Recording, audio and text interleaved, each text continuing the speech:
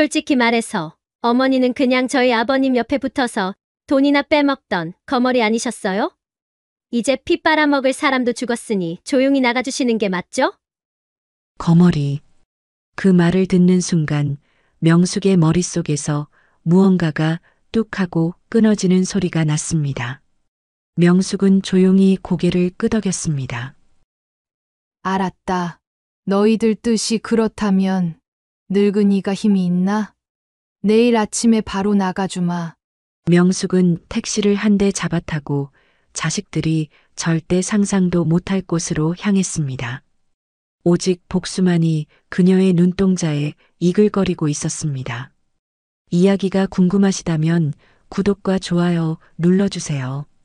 댓글로 어디서 시청하고 계신지 알려주신다면 앞으로 더 좋은 영상을 제작하는데 큰 힘이 된답니다.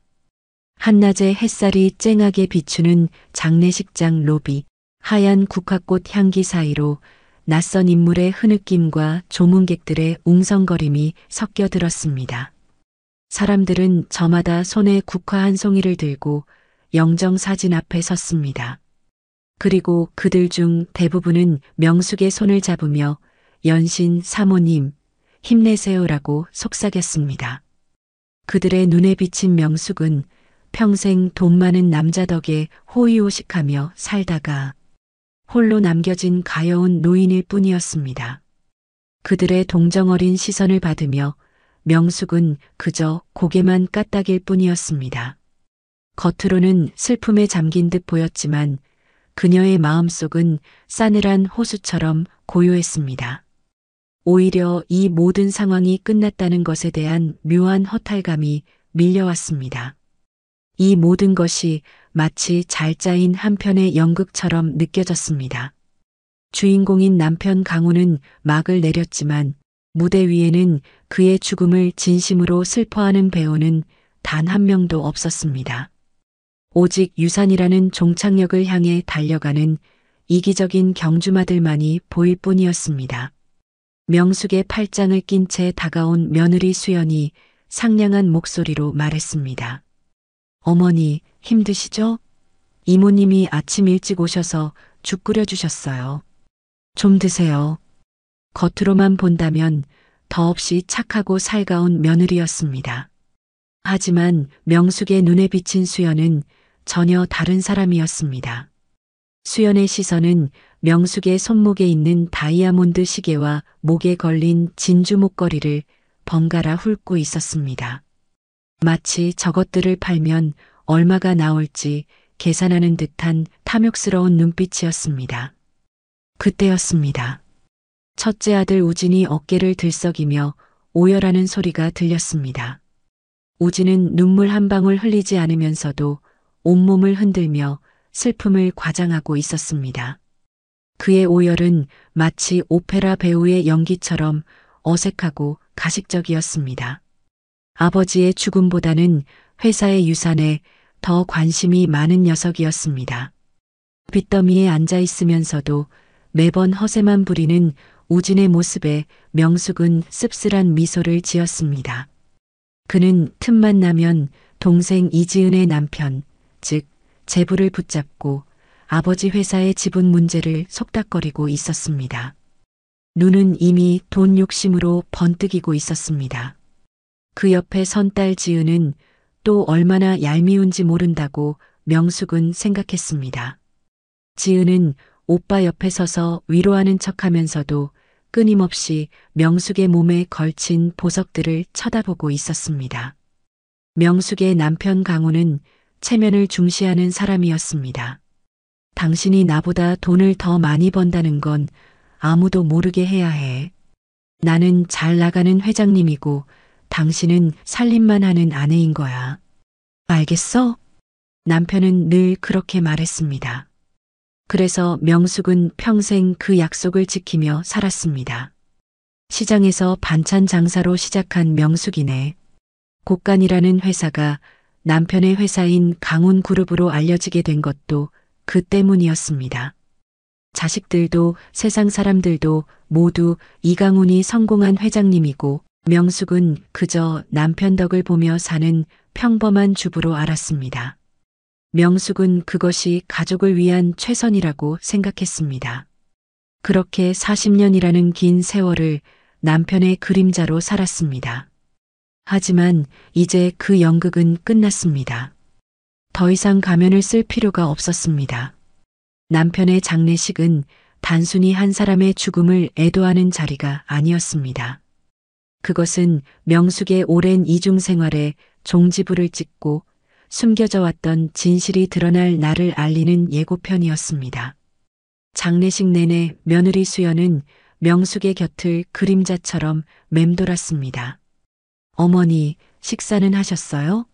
어머니, 따뜻한 물이라도 한 잔 드세요. 그녀의 살가운 목소리 속에는 마치 명숙을 살뜰히 챙기는 것처럼 보이는 교묘한 의도가 숨어 있었습니다. 아마도 조문객들 앞에서 헌신적인 며느리의 모습을 연출하며 유산에 대한 기대감을 내비치는 것이었을 것입니다. 명숙은 그런 수연의 얄팍한 속셈을 꿰뚫어 보고 있었습니다. 밤이 깊어지고 조문객들이 하나둘씩 돌아가자 며칠 동안 시끌벅적했던 장례식장은 비로소 고요해졌습니다. 오직 가족들만이 남아 있었습니다.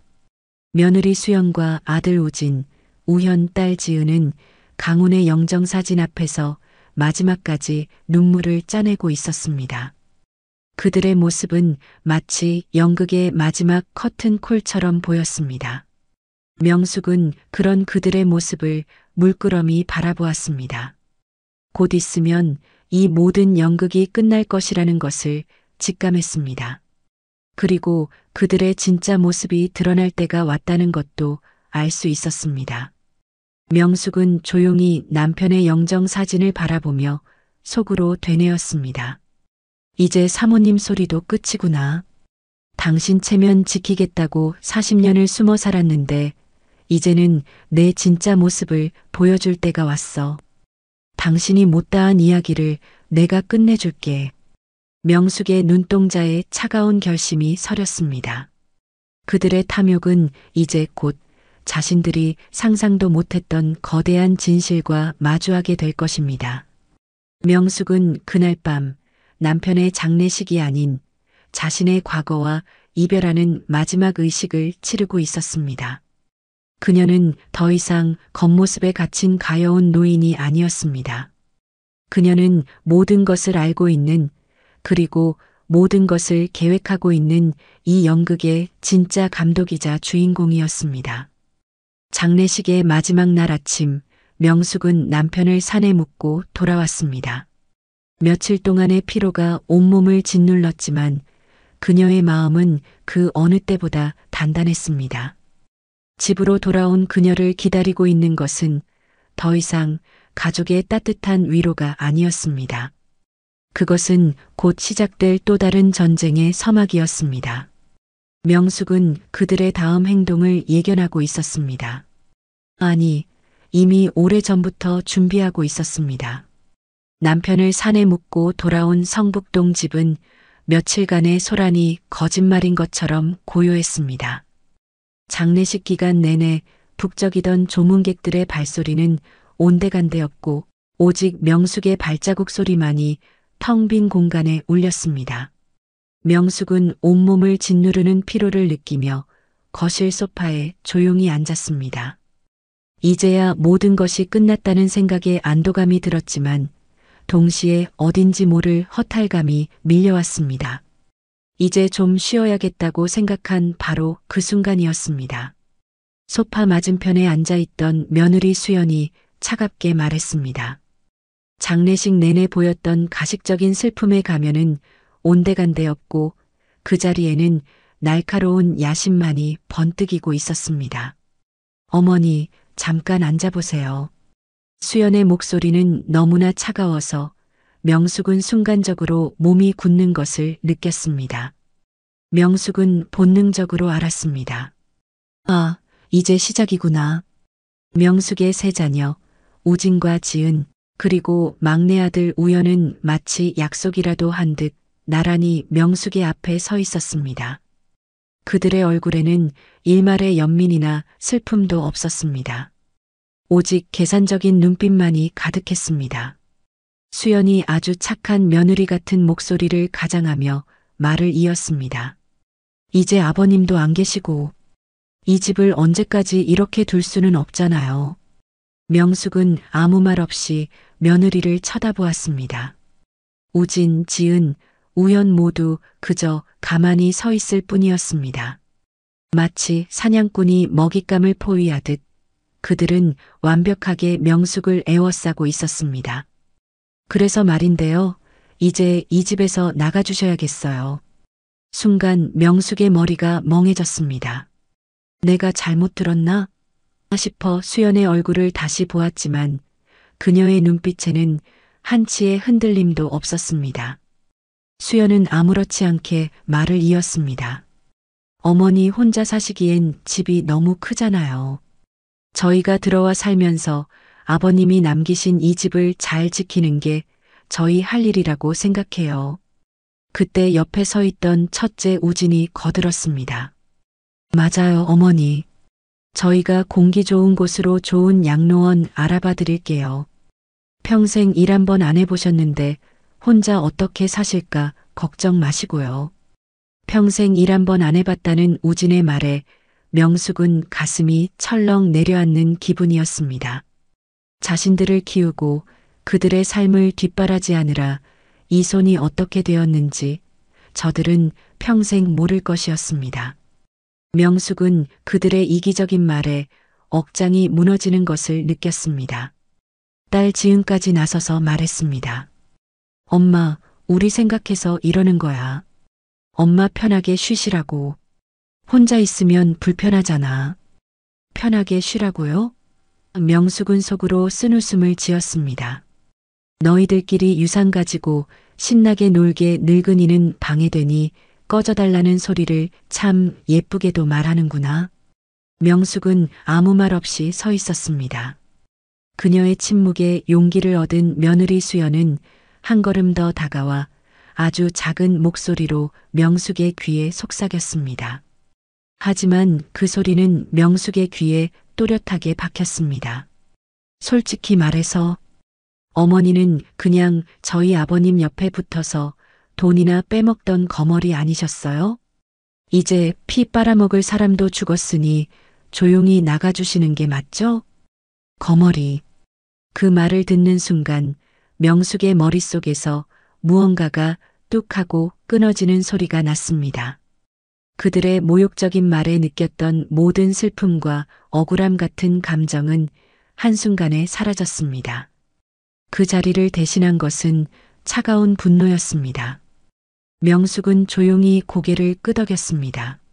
알았다. 너희들 뜻이 그렇다면 늙은이가 힘이 있나? 내일 아침에 바로 나가주마.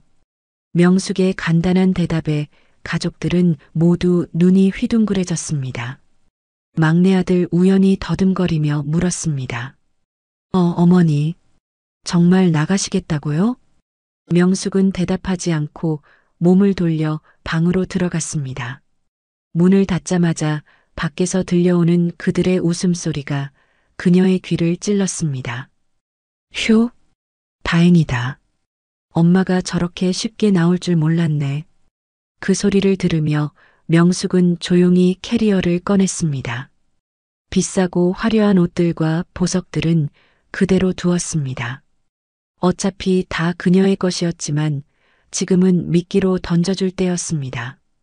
명숙은 낡은 속옷 몇 벌과 자신의 이름이 새겨진 도장 하나만 작은 가방에 챙겨 넣었습니다. 그리고 그날 새벽 40년이라는 긴 세월을 살아온 그 집을 빠져나왔습니다. 마치 도둑고양이처럼 아무도 모르게 말입니다. 밖은 아직 새벽의 어둠에 잠겨 있었습니다. 명숙은 택시를 한 대 잡아타고 자식들이 절대 상상도 못할 곳으로 향했습니다. 그녀의 눈빛은 이전과는 확연히 달랐습니다. 더 이상 슬픔이나 미련은 없었습니다. 오직 복수만이 그녀의 눈동자에 이글거리고 있었습니다.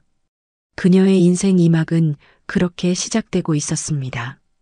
성북동 집 대문이 닫히고 희미한 새벽빛이 감도는 복도에 정적이 흘렀습니다. 잠시 후 그 정적을 깨고 안방 문이 열렸습니다. 우진, 지은, 우현, 수연은 서로를 보며 안도의 한숨을 내쉬었습니다. 휴, 다행이다. 엄마가 저렇게 쉽게 나갈 줄 몰랐네. 괜히 변호사 알아본다고 난리 칠 뻔했잖아. 수연이 지은의 팔을 툭 치며 기분 좋게 웃었습니다. 내가 이럴 줄 알았지? 늙은이가 힘이 있나? 이제 우리끼리 편하게 살면 돼. 지은 역시 활짝 웃으며 고개를 끄덕였습니다. 우영과 수연은 신이 나서 곧바로 명숙이 머물던 안방으로 들어갔습니다. 수연은 명숙의 낡은 옷장을 열어보며 콧방귀를 뀌었습니다. 어휴, 이게 뭐야? 옷이 다 이렇게 촌스러워. 아버님은 그렇게 돈이 많으셨는데 우리 어머니는 평생 뭐하고 사신 거야? 수연은 투덜거리며 옷들을 대충 훑어보았습니다. 그녀의 눈에는 명숙이 숨겨놓은 수백억 원의 보석과 현금, 그리고 은행 금고의 존재는 보이지 않았습니다. 그녀는 그저 눈앞에 보이는 낡은 옷가지들이 명숙의 모든 재산이라 생각했습니다. 어쩐지 장례식장에서부터 며느리 노릇 제대로 하는 것 봐라 했던 사람들의 속삭임이 떠오르자 수연은 스스로의 똑똑함에 취해 입가에 미소를 감추지 못했습니다. 다음 날 딸 지은은 주말 아침부터 남편과 함께 거실의 가구들을 이리저리 옮기기 시작했습니다. 그녀는 미리 준비해온 이름표를 소파와 그림 액자에 붙였습니다. 이 소파는 우리 집 거, 저 벽에 걸린 그림도 우리 집 거. 지은은 거실에 있는 그림을 보며 중얼거렸습니다. 그 그림은 유명 화가의 작품으로 수십억 원의 가치를 지녔지만 지은은 그저 낡은 그림 한 점 정도로 생각했습니다. 그녀는 그림을 자기 방으로 가져가려다가 남편이 나중에 이사 갈 때 가져가자라고 말하자 그래, 어차피 우리 건데 뭐라며 쿨하게 대답했습니다. 그녀는 그 순간이 자신의 인생에서 가장 큰 실수를 저지르는 순간이라는 것을 알지 못했습니다. 그 시각 첫째 아들 우진은 멋들어진 양복을 빼입고 경기도에 있는 명숙이네 곳간 공장으로 향했습니다. 그는 이 회사가 당연히 아버지의 것이라 믿었고 이제 자신이 이 회사의 새로운 사장이 될 것이라 확신했습니다. 그는 공장 정문에서부터 경비원에게 소리쳤습니다. 이 사람아, 내가 이 회사 다음 사장 김우진이야. 빨리 문 열어. 그러나 경비원은 우진을 낯선 사람 취급했습니다. 실례지만 어디서 오셨습니까? 이 양반이 당신 사장도 몰라? 여기 명숙이네 곳간 아니야. 우진의 목소리가 점점 커지자 경비원은 공장장에게 연락했습니다. 명숙과 30년을 함께 일한 공장장은 우진을 보자마자 어이가 없다는 표정을 지었습니다.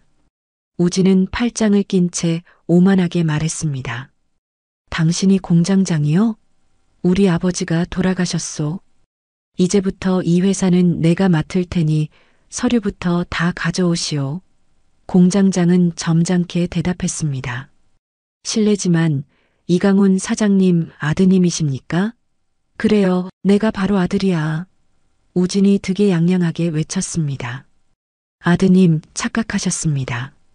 이 회사는 아버님 회사가 아닙니다. 이 회사의 진짜 주인은 어머님이십니다. 아버님은 그냥 저희 사장님의 남편이셨을 뿐, 이 회사와는 아무 상관이 없으셨습니다.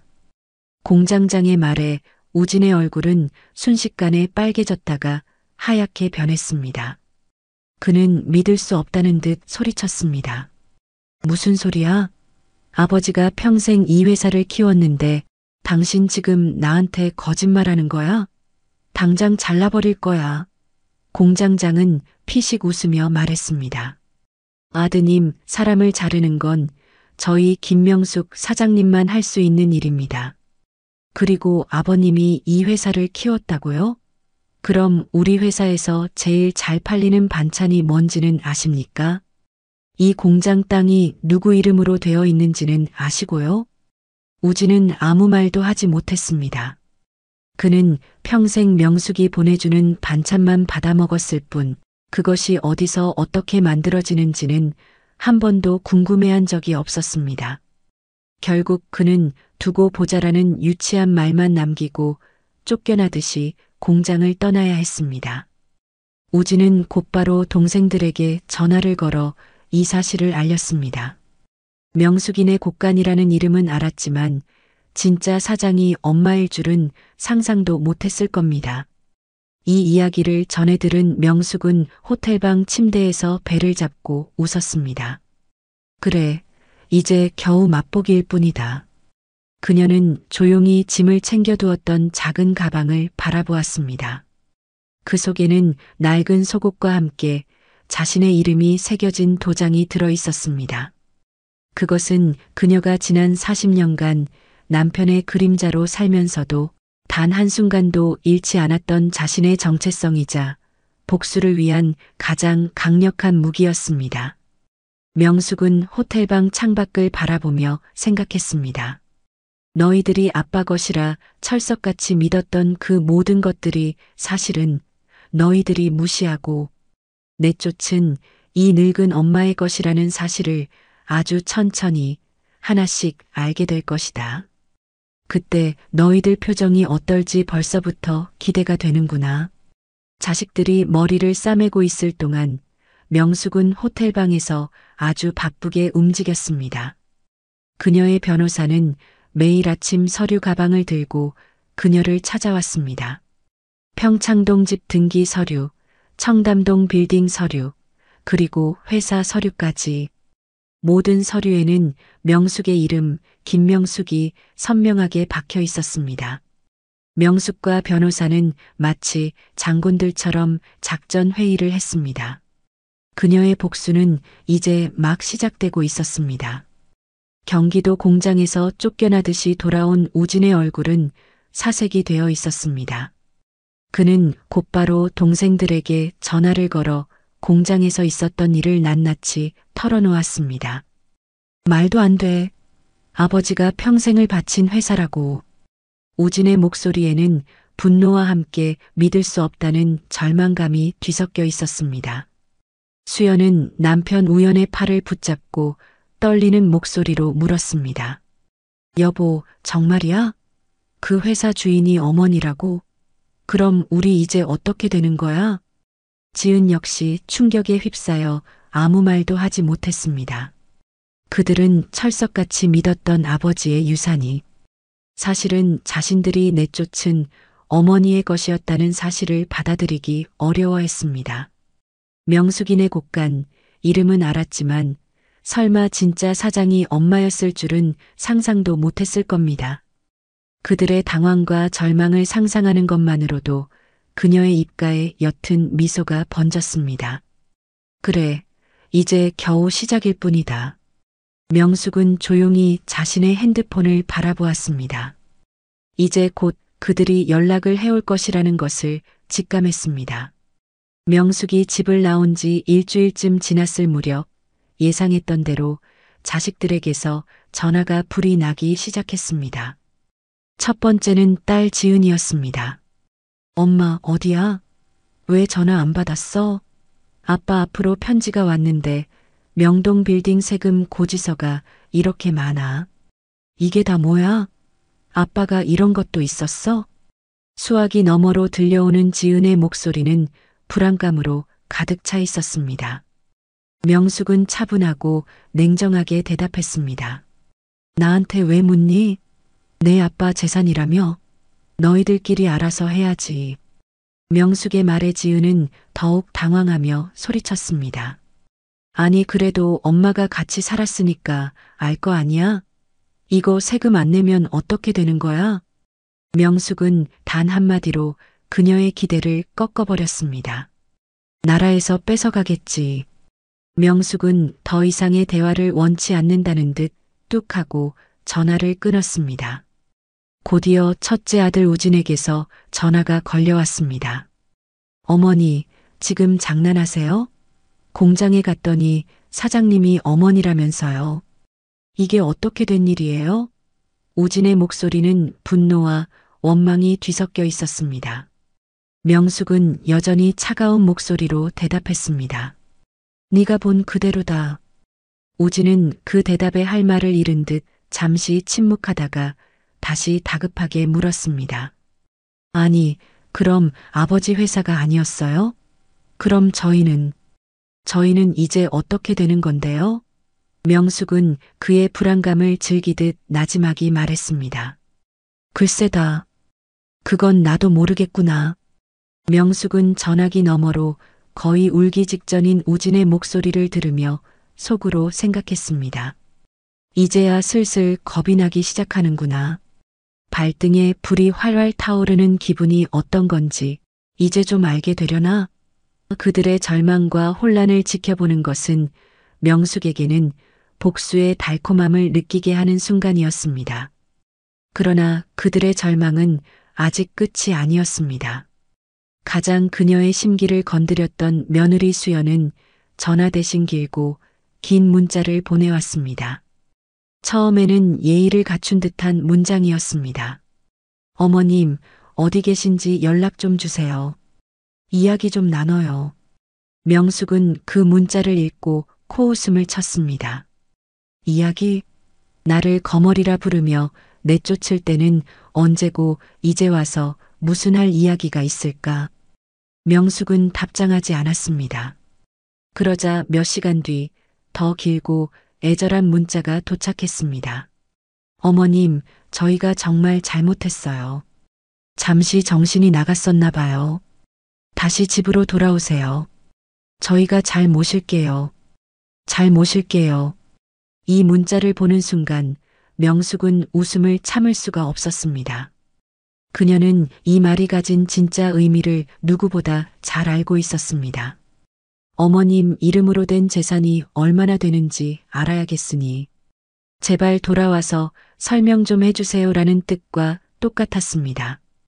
그들의 가식적인 사과와 애원은 명숙에게는 그저 돈을 향한 탐욕의 또 다른 표현일 뿐이었습니다. 명숙은 그들의 행동이 얼마나 얄팍하고 이기적인지를 다시 한번 확인했습니다. 그녀는 그 문자마저 묵살했습니다. 그렇게 며칠을 더 놔두자 자식들은 결국 마지막 방법을 택했습니다. 그들의 변호사가 명숙의 변호사에게 연락을 해왔습니다.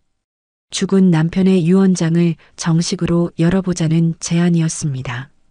가족들이 다 모여야 한다고 했습니다. 명숙은 이 소식을 변호사로부터 전해 들으며 긴 복수의 서막이 드디어 시작되었음을 알았습니다. 그래, 드디어 변호사까지 샀단 말이지.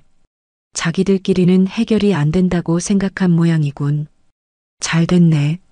나도 그게 깔끔하고 좋아. 명숙은 변호사에게 가장 빠른 날짜로 약속을 잡으라고 말했습니다.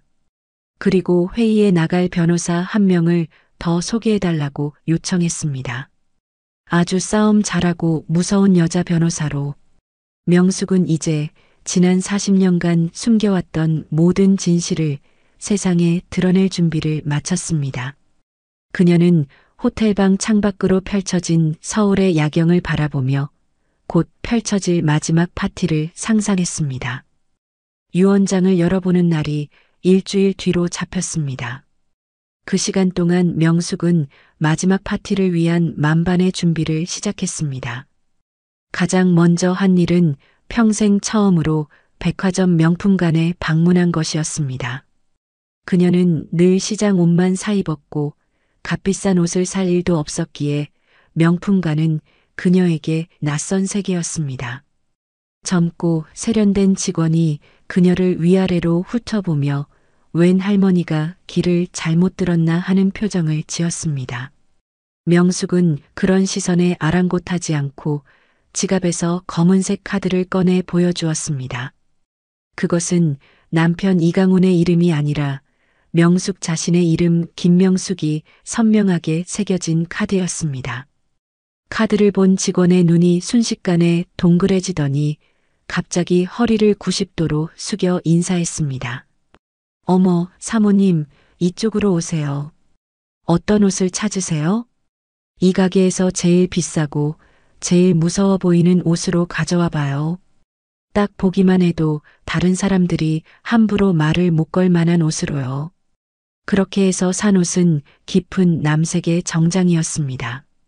가격은 웬만한 중형차 한 대 값과 맞먹었지만 명숙은 하나도 아깝지 않았습니다. 이 옷은 단순한 옷이 아니었습니다.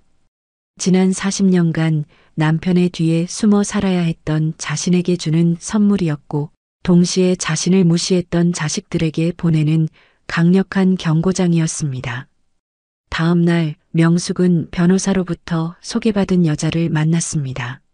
그녀는 40살 남짓한 여자 변호사로 날카로운 눈빛과 똑 부러지는 말투를 가지고 있었습니다. 명숙은 그녀에게 그간의 사정을 간결하게 설명했습니다. 이야기를 다 들은 변호사는 아주 흥미로운 장난감을 발견한 아이처럼 미소를 지었습니다. 어머님, 이건 싸움도 아닙니다. 그냥 사실만 말해주면 알아서 다들 기절할 것 같은데요. 아주 재미있겠네요. 그 자신만만한 태도가 명숙은 아주 마음에 들었습니다.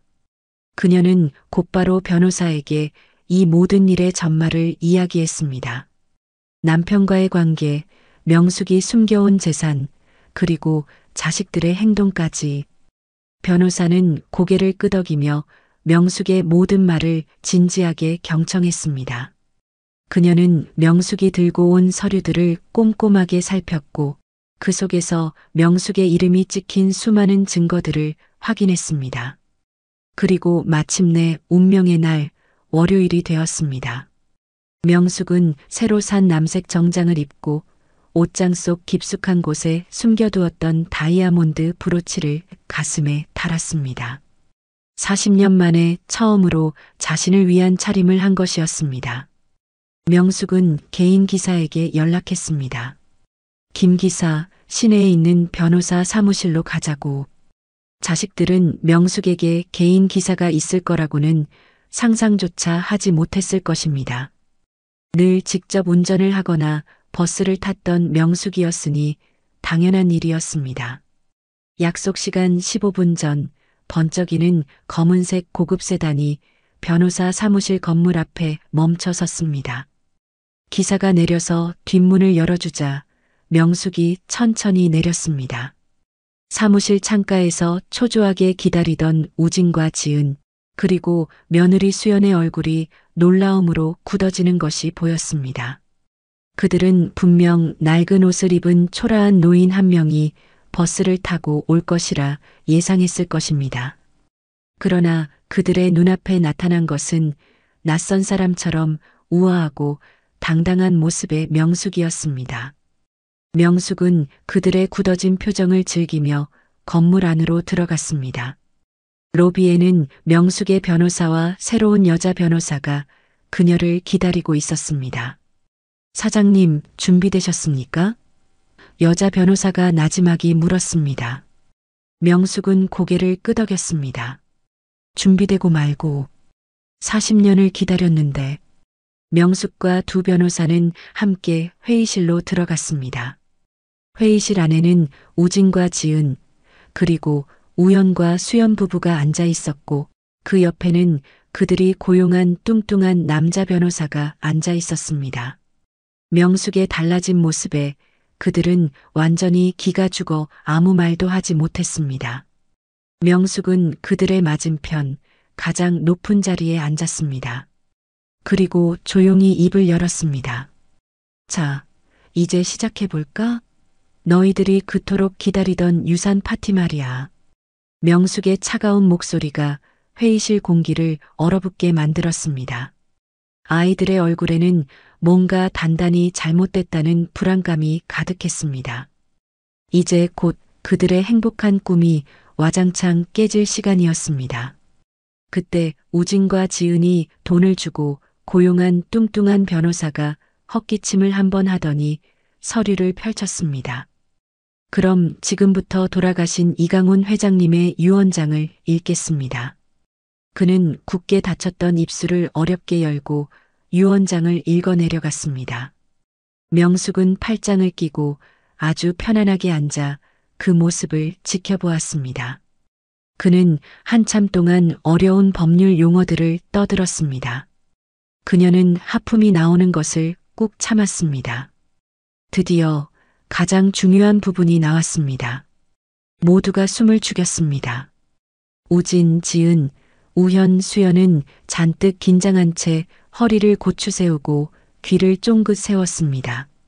그들은 자신들의 인생을 송두리째 바꿀 금빛 문장이 나오기를 간절히 기다리고 있었습니다. 마침내 가장 중요한 부분이 읽히기 시작했습니다. 변호사의 목소리가 회의실의 차가운 공기를 가르며 울렸습니다. 첫째, 나의 사랑하는 자식들, 아들 김우진, 딸 김지은, 아들 김우현에게는 앞으로 잘 살라는 의미에서 각각 현금 1억 원씩을 준다. 그 말을 듣자마자 가장 먼저 소리를 지른 것은 며느리 수연이었습니다. 그녀는 너무나 어이가 없어서 저도 모르게 나온 비명 같은 소리였습니다. 1억 원? 이게 다라고요? 말도 안 돼. 수십억, 아니 수백억은 좋게 받을 줄 알았던 지은과 우진의 얼굴도 순식간에 굳어졌습니다. 그들의 머릿속에서는 내 빚은 어떡하지? 가게. 월세는 누가 내주지? 하는 계산기 소리가 시끄럽게 울렸을 것입니다. 변호사는 그들의 반응에 아랑곳하지 않고 다음 문장을 읽었습니다. 모두가 숨을 죽였습니다. 둘째, 그리고 나의 사랑하는 아내 김명숙에게는 위에 말한 돈을 뺀 나의 모든 재산을 전부 준다. 회의실은 갑자기 얼음땡 놀이라도 한 것처럼 조용해졌습니다. 변호사가 유언장 낭독이 끝났음을 알리고 서류를 접는데도 아무도 움직이지 않았습니다. 그들은 그저 명숙과 유언장을 번갈아 쳐다볼 뿐이었습니다.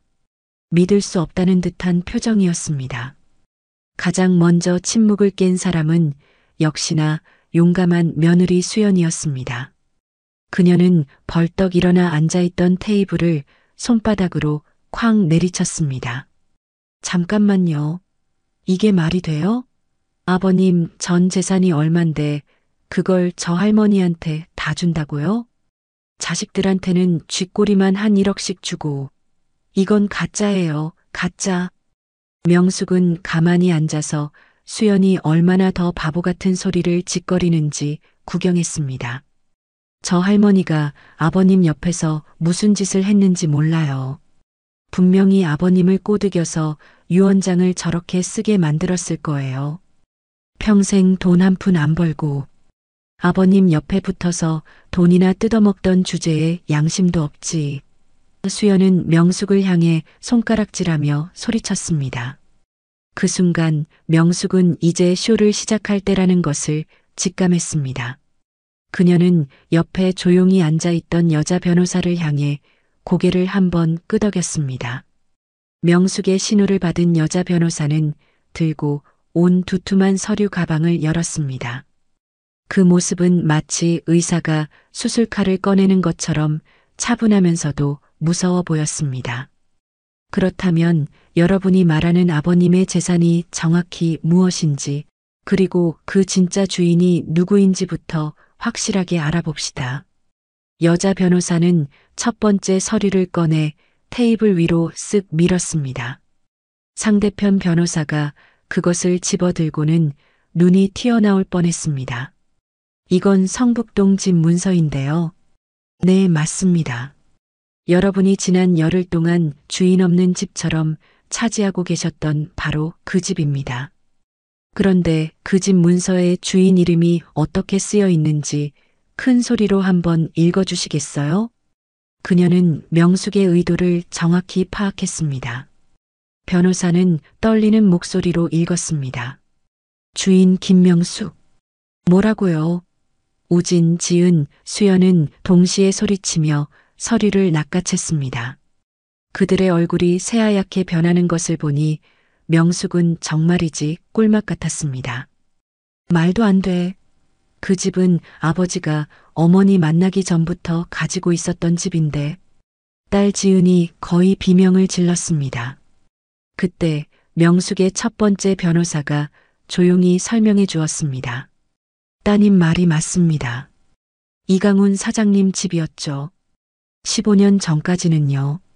그런데 그때 이 사장님 사업이 망할 뻔해서 집이 은행에 넘어갈 뻔했습니다. 그때 김명숙 사장님께서 본인 개인 돈으로 그 집 빚을 다 갚아주시고 집주인을 김명숙 사장님 이름으로 바꾸셨습니다. 법적으로 15년 전부터 김 사장님 혼자 주인이었던 집입니다. 개인 돈이요? 저 할머니한테 개인 돈이 어디 있어요? 수연이 믿을 수 없다는 듯 소리쳤습니다. 바로 이 돈입니다. 여자 변호사는 두 번째, 세 번째 서류를 연달아 테이블 위로 던졌습니다.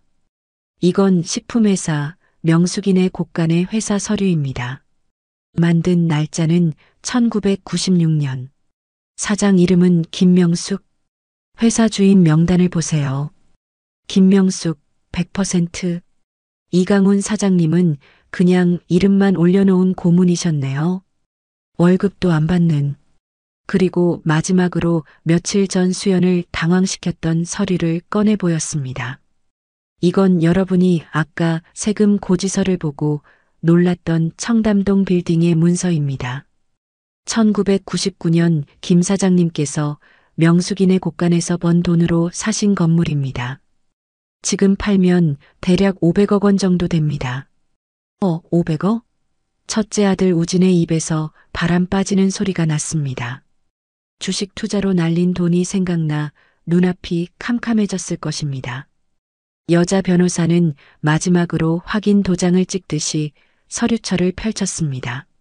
그래서 저희가 계산해 본 김명숙 사장님의 총 재산을 말씀드리겠습니다. 여기에는 서울 강남과 제주도에 있는 땅과 건물, 주식, 그리고 은행에 있는 돈이 포함됩니다. 남편 이강훈 사장님께 받을 약 3억 원을 빼고 김 사장님 혼자 가지고 계신 재산은 대략 다들 침을 꿀꺽 삼키는 소리가 들렸습니다. 여자 변호사는 아주 천천히 또박또박 말했습니다. 680억 원입니다. 680억?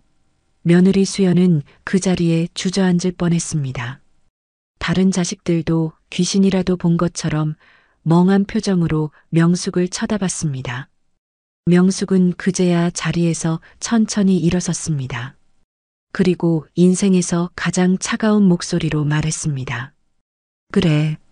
평생 돈 한 푼 안 벌고 너희 아빠 옆에 붙어 살던 거머리 늙은 할머니의 재산이 그 정도 된단다. 이제야 너희들이 아빠 성공에 숟가락만 얹었다고 비난했던 그 숟가락이 사실은 금으로 만든 포크레인이었다는 걸 좀 알겠니? 명숙의 말이 끝나자 회의실은 그야말로 난장판이 되었습니다. 회의실은 순식간에 난장판이 되었습니다. 모두가 숨막히는 침묵 속에서 놀라움에 휩싸여 멍한 표정을 짓고 있었습니다. 가장 먼저 정신을 차린 것은 첫째 아들 우진이었습니다. 그는 더 이상 이성적인 판단을 내릴 수 없는 듯 거의 울면서 어머니에게 다가왔습니다. 엄마 이게 다 진짜예요? 아빠 회사도 우리가 살던 집도 다 엄마 거였어? 그의 목소리는 절망감에 젖어 떨렸습니다. 옆에 있던 지은 역시 믿을 수 없다는 표정으로 명숙에게 매달렸습니다. 엄마 그럼 우리가 살던 집도 아빠 회사도 다 엄마 거였어? 그들은 충격과 혼란 속에서 오직 한 가지 사실만을 확인할 뿐이었습니다. 자신들이 평생 아버지의 것이라 믿었던 모든 것이 사실은 자신들이 쫓아낸 어머니의 것이었다는 진실이었습니다. 명숙은 그런 그들을 차갑게 쳐다보았습니다. 그녀는 그들이 지금 사과하는 이유가 미안해서가 아니라 그 어마어마한 돈에서 조금이라도 얻어낼 수 있을까 하는 기대 때문이라는 것을 잘 알고 있었습니다. 그들의 눈동자에는 반성의 빛보다 탐욕의 빛이 더 선명하게 빛나고 있었습니다. 그녀는 그들의 위선적인 모습을 견딜 수 없었습니다. 가장 볼만했던 건 며느리 수연이었습니다. 그녀의 얼굴은 새하얗게 질려 있었고 믿을 수 없다는 듯 입만 뻐끔거렸습니다. 하지만 이내 그녀는 무언가를 결심한 듯 명숙에게 다가와 무릎이라도 꿇을 것처럼 허리를 숙였습니다. 어머님, 저희가 정말 죽을 죄를 지었어요. 아버님 돌아가시고 저희가 다들 정신이 아니어서. 명숙은 그런 수연의 모습을 싸늘하게 쳐다보았습니다. 그 순간 그녀의 머릿속에는 장례식 날 밤 자신을 향해 내뱉었던 수연의 차가운 목소리가 선명하게 되살아났습니다.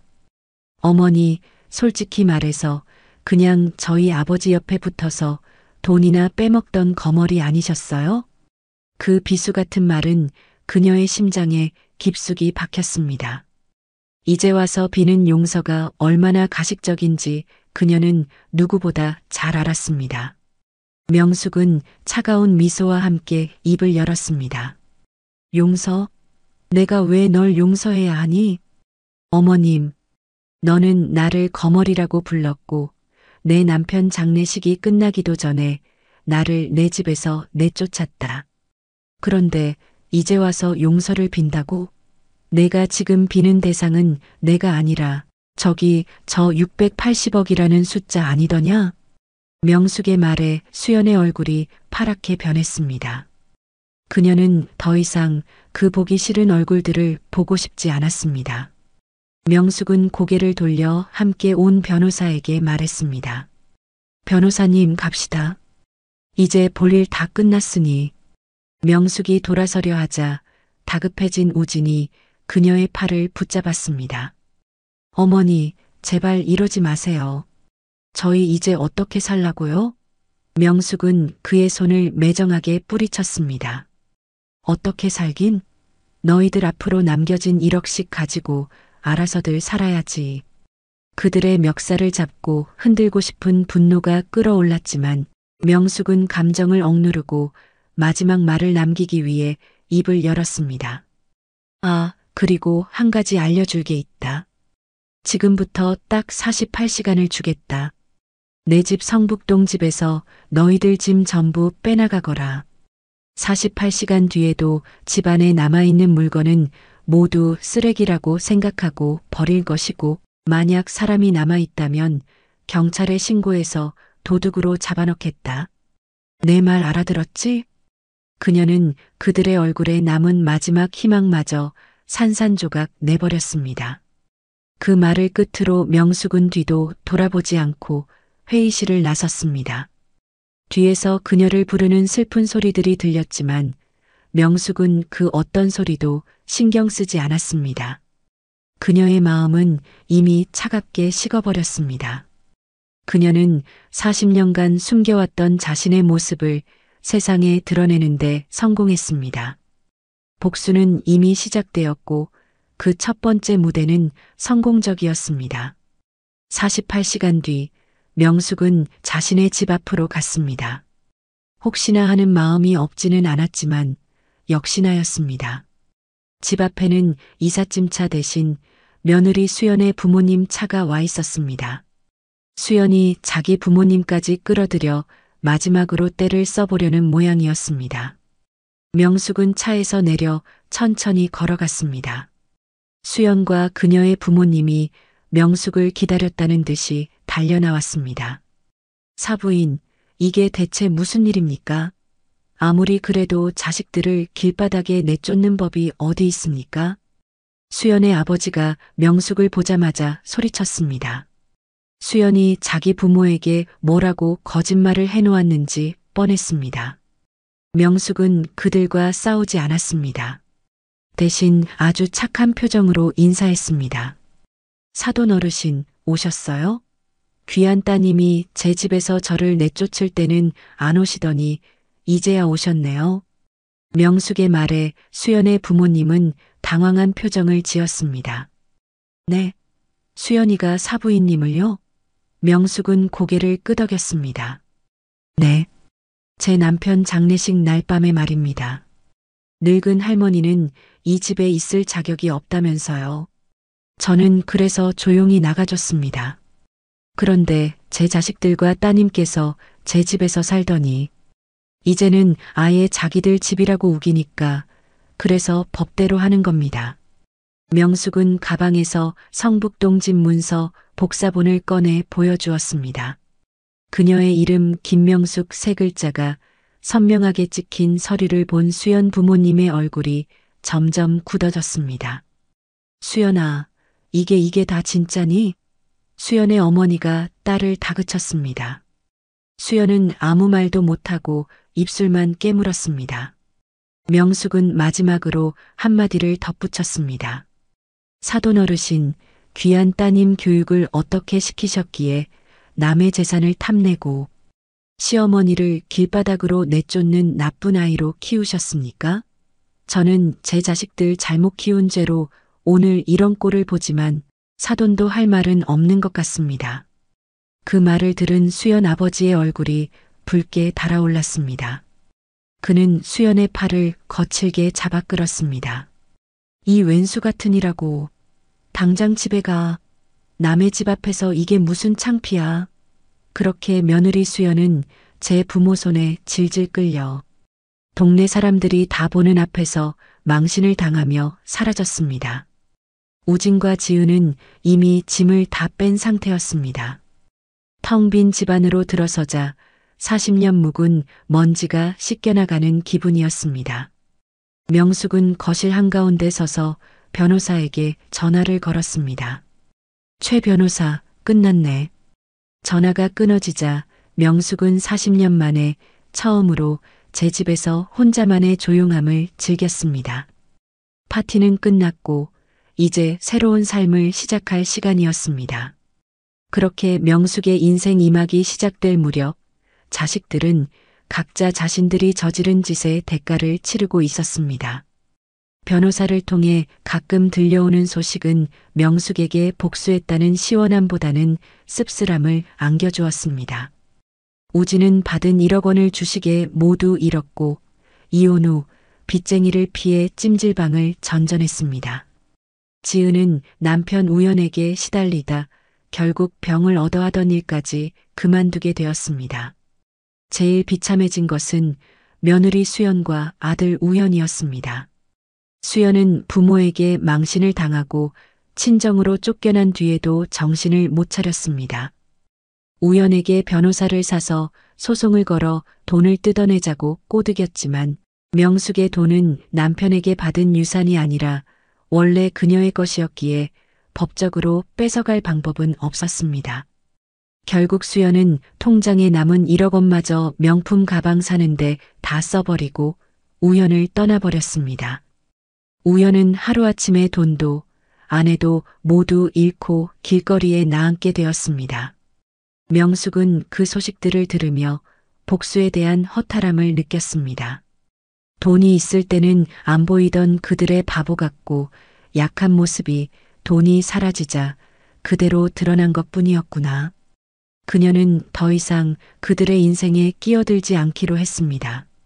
그것이 그녀가 그들에게 주는 마지막 벌이라고 생각했습니다. 그러던 어느 가을날 저녁 정원에서 꽃에 물을 주고 있는데 모르는 번호로 전화가 한 통 걸려왔습니다. 김명숙 할머니 되시죠? 여기는 서울중앙병원 응급실입니다. 김우현 환자 보호자로 연락드렸습니다. 명숙의 심장이 쿵 하고 내려앉았습니다. 우현이요?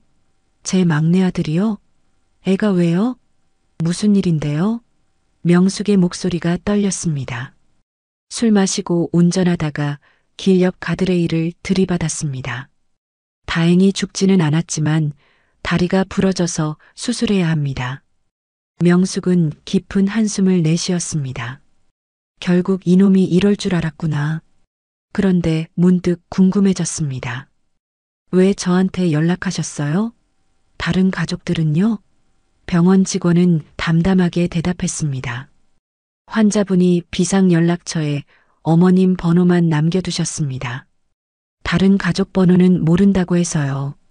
그 말을 듣는데 명숙의 가슴 한쪽이 콕콕 쑤셨습니다. 자신을 내쫓는 것에 찬성했던 놈이지만 가장 힘들고 위급한 순간에 생각난 사람은 결국 이 엄마뿐이었던 것입니다. 명숙은 개인 기사를 불러 곧장 병원으로 갔습니다.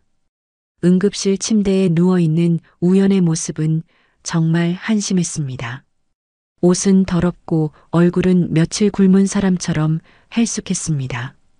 명숙을 보더니 녀석은 고개를 푹 숙였습니다. 수술은 잘 끝났고 명숙은 우연을 좋은 일인실 병실로 옮겨주었습니다. 며칠 뒤 정신을 좀 차린 우연이 명숙을 보고 입을 열었습니다. 어머니 죄송해요. 제가 정말 나쁜 놈이에요. 그때 어머니한테 그러면 안 되는 거였는데 제가 수연이 말만 듣고 돈에 눈이 멀어서 그는 말을 잇지 못하고 엉엉 울기 시작했습니다. 다 큰 녀석이 아이처럼 우는 모습을 보니 명숙은 마음이 또 약해졌습니다. 어머니가 저한테 어떤 어머니였는데 형이랑 누나는 새 엄마라고 싫어해도 어머니는 늘 저를 친아들보다 더 챙겨주셨잖아요. 제가 갖고 싶다는 건 뭐든지 다 사주시고 그런데 저는 그런 어머니를 배신했어요. 저는 사람이 아니에요. 우연의 말이 진심이라는 것이 느껴졌습니다. 돈 때문에 하는 거짓 사과가 아니라 정말로 혼자가 되어본 후에야 깨닫게 된 진짜 후회였습니다. 명숙은 우는 아들의 등을 토닥여주지 않았습니다. 대신 창가로 가서 서늘한 가을바람을 맞았습니다. 그리고 한참 뒤에 입을 열었습니다. 우연아, 네가 뭘 잘못했는지는 이제 아는 것 같으니 그 얘기는 더 하지 말자. 하지만 이것 하나만은 똑똑히 기억해라. 나는 너를 용서할 수 있다. 하지만 내가 저지른 잘못을 없었던 일로 해줄 수는 없어.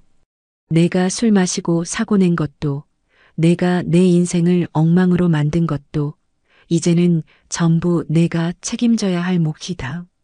명숙은 돌아서서 우연을 똑바로 쳐다보며 말을 이었습니다. 나는 더 이상 내 뒤치다꺼리나 해주는 엄마가 아니다. 내가 병원비가 필요하면 빌려줄 수는 있다. 하지만 그건 공짜가 아니야. 내가 앞으로 땀 흘려 일해서 이자까지 쳐서 갚아야 할 빚이다. 내가 너에게 해줄 수 있는 건 거기까지다. 이제부터 내 인생은 내 힘으로 다시 세워야 한다. 알겠니? 우연은 눈물을 뚝 그치고 명숙을 한참 동안 바라봤습니다. 그리고는 아주 천천히 고개를 끄덕였습니다.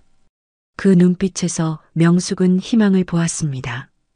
더 이상 엄마 치맛자락에 숨어있던 철부지가 아닌 한 명의 어른으로 홀로 서려는 의지를 보았기 때문입니다. 그 후로 많은 것이 변했습니다. 우연은 퇴원 후 작은 식당에 취직해 열심히 일하기 시작했고 매달 명숙에게 병원비를 갚아왔습니다.